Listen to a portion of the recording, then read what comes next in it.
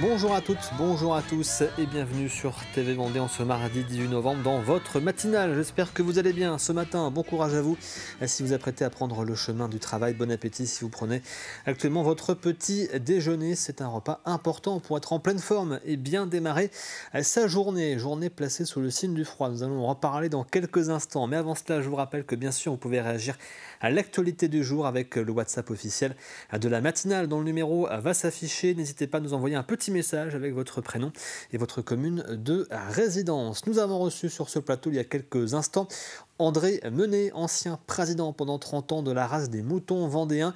Il vient de sortir un nouveau livre intitulé 80 ans d'agriculture dans lequel il revient sur l'évolution de la production agricole durant ces 80 dernières années.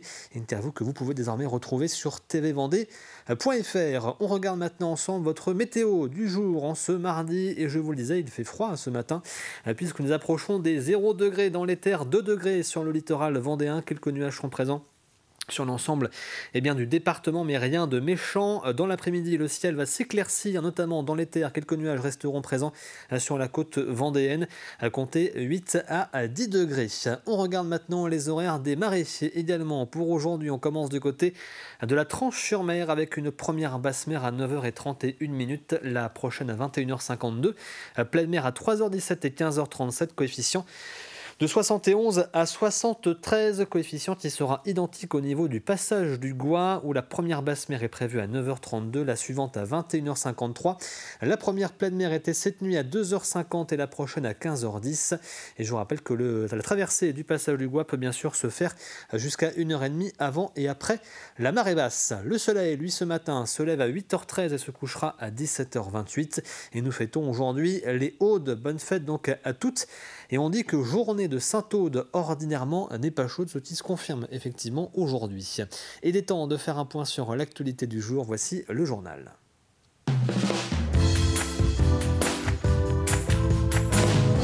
50% des élèves vendéens sont inscrits dans un établissement privé dépendant de la direction de l'enseignement catholique de Vendée. 60 000 y sont formés chaque année. Et afin de mieux comprendre les attentes de ces élèves, de ses parents, mais aussi pour recueillir l'avis de l'ensemble de la population, la direction de l'enseignement catholique de Vendée lance une grande étude disponible en ligne et accessible à tous. C'est une grande première. Objectif, mieux appréhender l'avenir de l'enseignement privé dans le département. Notre réseau, il est constitué de plus de 250 établissements. Ces établissements, s'ils existent, c'est bien pour répondre à un besoin territorial, à la fois en lien avec les collectivités, à la fois en lien avec les entreprises. Et donc, si nous existons, c'est pour cela. C'est pour répondre à ces besoins territoriaux. Donc, quand nous répondons à ces besoins territoriaux, l'important, c'est d'être à l'écoute de nos collectivités, à l'écoute de nos partenaires, à l'écoute de nos parents d'élèves. Voilà. Et donc, en fait, nous allons avoir certes des retours avec, et je laisse découvrir les Vendéens par le flash sur le QR code, mais vous allez découvrir que, en fonction de leurs idées, eh bien, l'idée, c'est de prendre ces idées et puis de les faire nôtres en disant est-ce que c'est une bonne idée ou pas pour l'enseignement catholique, parce que tout ne pourra pas se faire. Et ces questionnaires sont donc à disposition sur le site de l'enseignement catholique de Vendée. Date limite de participation le 12 décembre. Les résultats seront ensuite analysés avec un travail avec le comité diocésain. On va ensuite prendre le temps d'analyser tous ces questionnaires-là. Vous imaginez le volume de réponses possibles. Donc l'idée pour nous, c'est pas de se mettre d'urgence dans la réponse à apporter. C'est surtout de bien identifier les enjeux, bien comprendre les attentes pour que derrière, on puisse adapter, on puisse faire des propositions en cohérence avec ces attendus. On travaille à la fois avec un cabinet extérieur qui nous aide dans cette construction-là. Donc le cabinet avec qui on travaille, avec qui on collabore, va nous aider dans le dépouillement de ces enquêtes-là.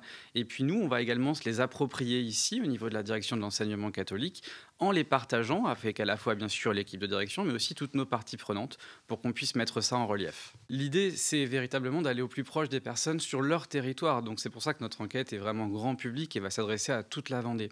Les attentes, on en a de tous les côtés, j'ai envie de dire. L'idée, c'est de comprendre les réalités aussi, et les réalités peuvent être différentes selon les territoires. Donc il va falloir que l'on mette ça en relief derrière pour pouvoir bien comprendre la réalité de chaque territoire et comment est-ce que l'enseignement catholique peut apporter des réponses, peut accompagner ce développement des territoires. Début novembre, France Travail a expérimenté en Vendée un dispositif inédit. 6 jours de remise en forme répartis sur 2 mardis, 2 jeudis et 2 vendredis, proposés à des demandeurs d'emploi volontaires. Une dizaine de participants ont suivi donc coaching, marche nordique, athlétisme et exercices variés pour retrouver confiance et motivation.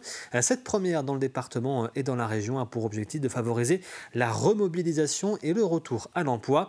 Une nouvelle action est déjà en préparation par France Travail. Un module autour de l'art pour faciliter la rencontre entre candidats et employeurs. Reportage de Anaïs Escalona. Et si se remettre au sport était la solution ?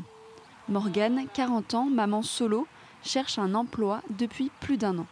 Pour elle, ces 6 jours de sport proposés par France Travail ont été une vraie opportunité. Il se trouve que moi, ça fait à peu près 1 an donc, que je virevolte entre différents métiers et emplois. Et du coup, il se trouve que je viens de trouver cette semaine, donc je commence la semaine prochaine. Donc je suis ravie. Donc, ça m'a soutenue aussi cette semaine, ça m'a fait du bien. Donc j'ai pu faire les bons choix et du coup, voilà, je commence la semaine prochaine.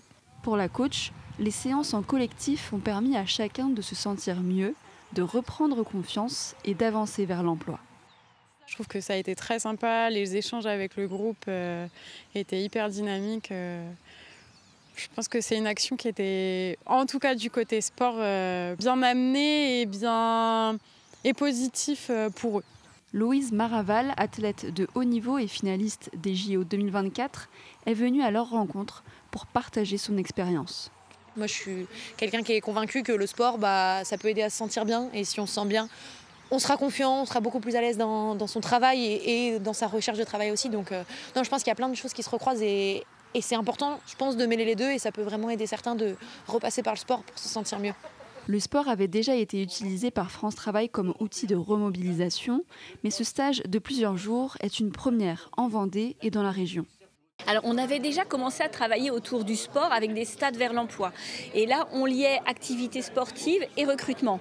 Là, on n'est pas sur une action de recrutement et c'est ça qui est un peu nouveau, mais par contre, on est sur 6 journées entières, donc un vrai parcours.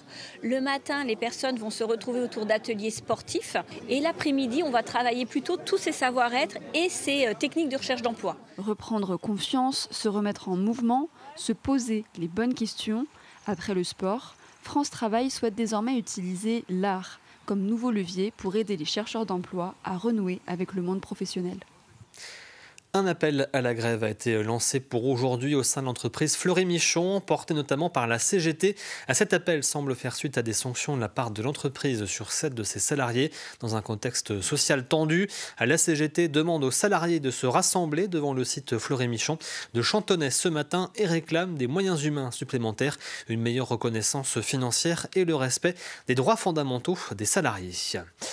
Début novembre, à Saint-Hilaire-de-Riez, la seconde phase des travaux de la station d'épuration des 60 bornes a été inaugurée. Un chantier entamé en octobre 2023, mené sur 2 saisons estivales, tout en maintenant la continuité du traitement.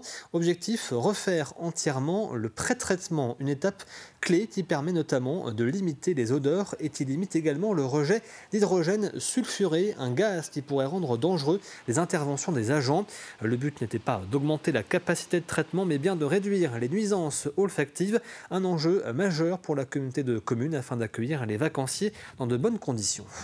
Depuis que nous avons inauguré la station d'épuration à Soulan, qui fait partie du territoire de la communauté de communes Océan-Marais-de-Mont, nous proposons des visites, que ce soit à nos scolaires et également à nos habitants, de manière à les sensibiliser sur l'eau. L'eau, c'est un enjeu qui va être très très important dans les années à venir, que ce soit la qualité de l'eau potable, mais que ce soit également la qualité de notre assainissement, de manière à ne pas polluer notre environnement.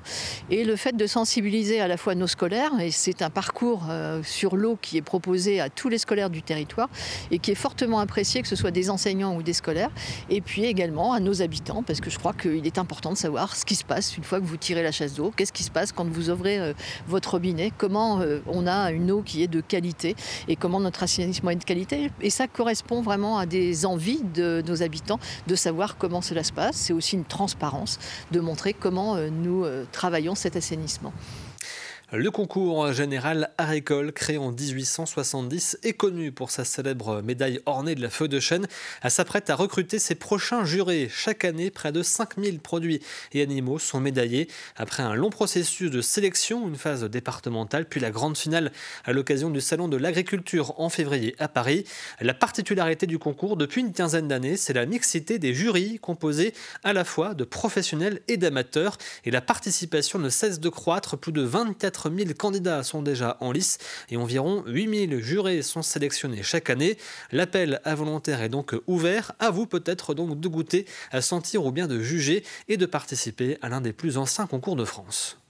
Les jurés, effectivement, ils sont appelés à la phase départementale pour pouvoir présélectionner. C'est-à-dire que parmi tous les échantillons qui sont inscrits, on va leur demander de faire une première présélection pour envoyer que les meilleurs en finale. Il faut savoir qu'en général, sur ces phases départementales, on élimine à peu près 60% des produits inscrits.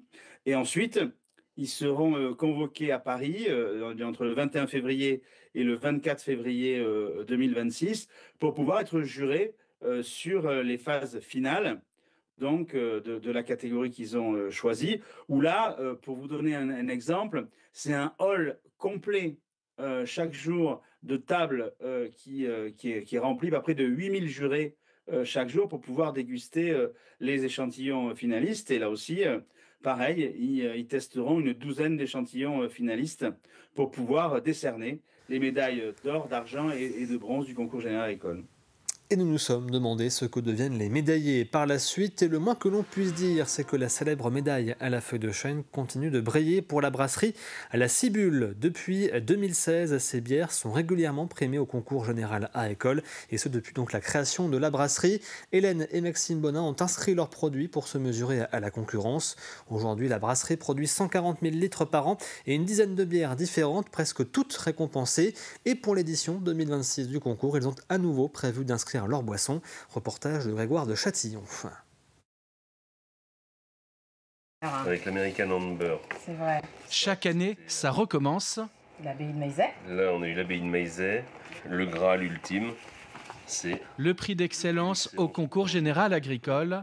Depuis 2002, Hélène et Maxime Bonin sont récompensés par leur travail. C'est devenu une habitude pour eux de gagner des médailles. Le couple qui a monté cette brasserie en 2016 avait comme objectif de médailler l'ensemble de leur gamme au Salon agricole de Paris. C'est vrai que ça me permet de nous faire connaître. Et puis le client, quand il rentre forcément dans notre boutique, quand il voit la médaille, tout de suite, ça, c'est quelque chose qui parle, quoi, en fait, du coup. Hein. Ça confirme d'année en année notre qualité, en fin de compte. Et la médaille a aussi un effet de communication positive. Ça, c'est très important.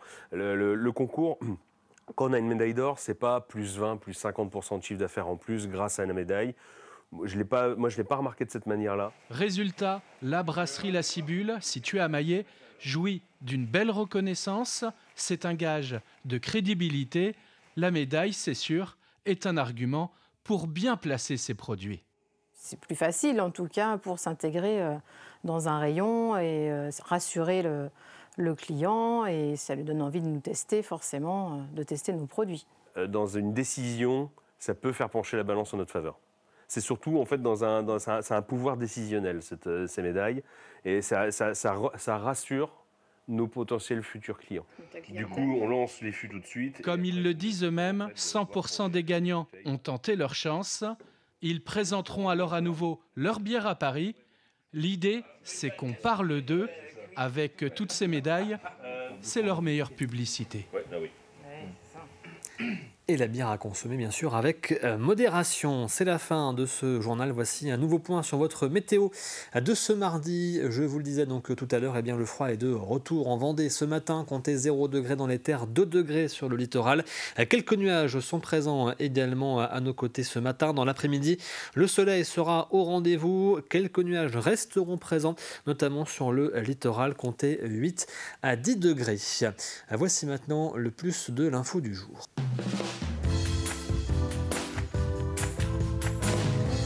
Et le plus de l'info ce matin est consacré au monoxyde de carbone. Nous revenons sur cette opération de sensibilisation qui a été menée par les sapeurs-pompiers de la Vendée en collaboration avec la Maïf.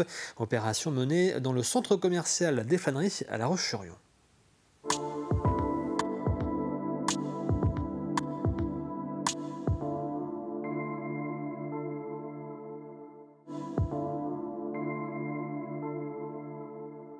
Le monoxyde de carbone, c'est un gaz très dangereux parce qu'il est mortel. Et il est d'autant plus dangereux qu'il est inodore et incolore, et donc il est très difficile à détecter. Les risques, c'est tout ce qui est une mauvaise combustion va dégager ce monoxyde de carbone. Et ça va engendrer ces symptômes donc, sur une chaudière, sur une cheminée. Et toute cette combustion va dégager ce monoxyde de carbone. Bien souvent, c'est lié aux installations de chauffage qui sont pas, ou en tout cas peu ou mal entretenues. Donc je rappelle l'intérêt aussi d'effectuer annuellement le ramonage de vos conduits de cheminée, par exemple, qui est une des sources principales d'émission de ce gaz mortel. Le monoxyde de carbone est très peu connu, voire pas du tout. Aujourd'hui, il est important, notamment dans les logements de nos sociétaires, mais également du grand public, c'est de réaliser en fait toutes les opérations, je dirais, d'entretien, que ce soit au niveau des chaudières, d'avoir également l'ouverture en fait de sa maison, de son appartement, minimum 10 minutes en fait chaque jour, pour éviter en fait les risques qui sont liés en fait à l'intoxication suite à ce gaz, puisqu'il est inodore, incolore et peut provoquer d'énormes dégâts. À titre d'information pour le public vendéen, je voudrais souligner qu'en 2024, par exemple, nous avons effectué 31 interventions liées à ce gaz qui a engendré 60 victimes, dont 3 en état grave et une, malheureusement, de ces victimes qui est décédée. Donc ça rappelle ô combien ce gaz est dangereux.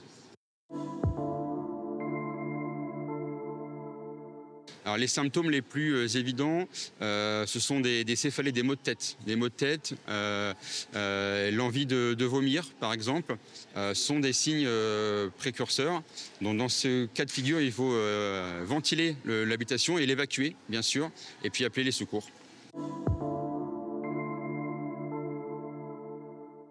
Donc on le trouve dans tous les magasins de bricolage ou sur Internet, bien évidemment. Son coût est de quelques dizaines d'euros selon les modèles. Et il est vraiment indispensable car, comme je vous l'ai dit, le nez, l'œil humain n'est pas capable de détecter ce gaz. Et donc il n'y a que cet appareil spécifique qui pourra vous avertir de la présence de ce gaz qui, je rappelle, est mortel.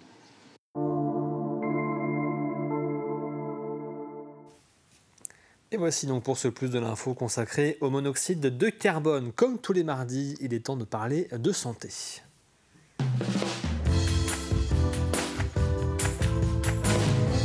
Et Hôpital Mode d'Emploi est consacré cette semaine à Movember. C'est le mois de sensibilisation au dépistage des cancers de la prostate et du testicule. Le cancer de la prostate est le cancer le plus fréquent chez l'homme, environ 50 000 nouveaux cas chaque année. Le cancer du testicule, lui, touche essentiellement des jeunes patients. Aux hôpitaux de Vendée, c'est le service de chirurgie urologique qui se charge de ces cancers. Un service qui propose des consultations sur différents établissements hospitaliers du territoire vendéen. Le cancer de la prostate peut très bien ne donner aucun symptôme. C'est le cancer le plus fréquent en France, c'est le cancer le plus fréquent chez l'homme et c'est la 3e cause de cancer responsable de décès en France.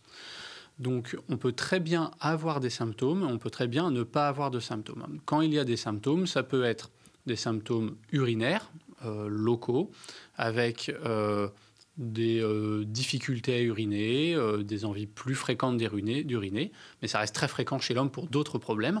Et puis, si on a un cancer qui est déjà avancé, ça peut être de l'altération de l'état général, fatigue, perte d'appétit, perte de poids, et puis éventuellement des douleurs globales, osseuses ou autres.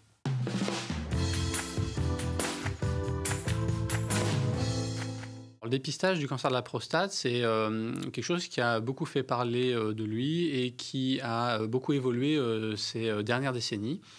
Il n'existe pas actuellement en France de recommandation pour un dépistage de masse. C'est-à-dire comme le cancer du sein ou le cancer du côlon, par exemple, la sécurité sociale n'organise pas de dépistage pour tous les hommes. On va parler par contre de détection précoce des cancers de prostate à haut risque, c'est-à-dire ceux qui sont à risque important d'évoluer rapidement vers des métastases. Ce dépistage, cette détection précoce plutôt, elle va passer par le toucher rectal, le PSA total, donc prise de sang, en première intention, chez l'homme à partir de 50 ans et parfois dès 40 à 45 ans chez les patients qui ont des facteurs de risque particuliers.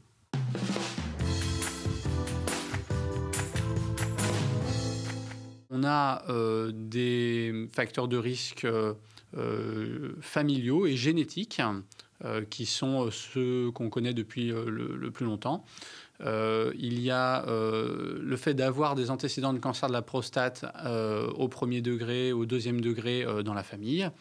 Le fait d'avoir des cancers de prostate à un âge jeune, souvent avant 50 ans, mais aussi des cas de cancer du sein dans la famille, chez l'homme, ou cancer du sein chez la femme à un âge jeune, ou cancer du sein bilatéral, cancer de l'ovaire. On sait qu'il peut y avoir des liens génétiques importants.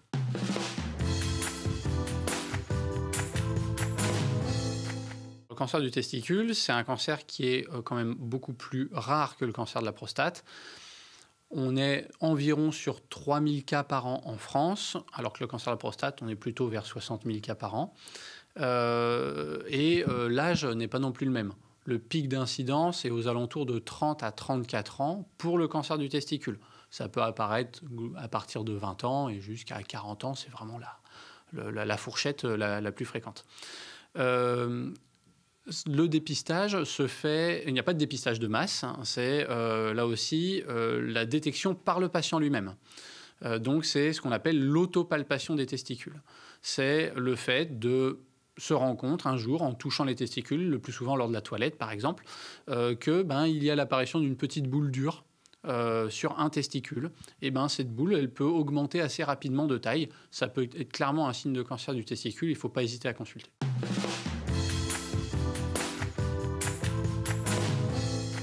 Au CHD Vendée, on couvre quand même un large territoire avec Montaigu, Chaland, Luçon, et on a aussi d'autres confrères en Vendée qui vont couvrir le reste du territoire. Ici au CHD, on peut proposer des traitements curateurs de pointe tels que la chirurgie robot-assistée ou encore de la radiothérapie avancée. Il y a aussi des modalités de dépistage ou des moyens d'imagerie qui sont de pointe et qui permettent d'être toujours plus précis dans le diagnostic du cancer de la prostate. Nous devrions aussi, dans l'année à venir, accéder à un nouveau traitement sur le cancer de la prostate métastatique qui ne se fait actuellement que dans certains centres en France. Hôpital Mode d'Emploi, donc consacré à Movember en collaboration avec les hôpitaux de Vendée. Voici maintenant Café Cuisine.